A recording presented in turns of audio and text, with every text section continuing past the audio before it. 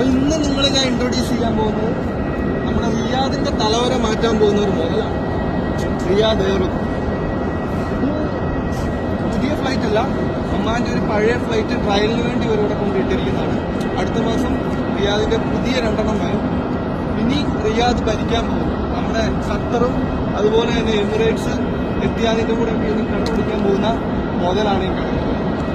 അപ്പോൾ നമുക്ക് അടുത്ത മാസം ഇതുവരെ അറിഞ്ഞ വെച്ച് പുതിയ 2 ഫ്ലൈറ്റാണ് വരുന്നത്. പുറകെ എയർബസ് വരും.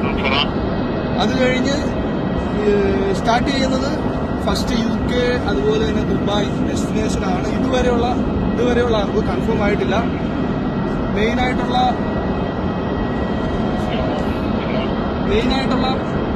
ഡെസ്റ്റിനേഷന് ദുബായ് UK ആണ് ഇപ്പം നിലവിൽ നിൽക്കുന്നത്.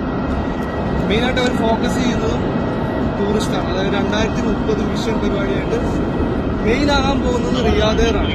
അങ്ങനെ സൗദി അറേബ്യ ഒരു ടൂറിസ്റ്റ് കൺട്രിയിലേക്ക് ആ ഒരു തലവര മാറ്റി അടിസ്ഥാനത്തിൽ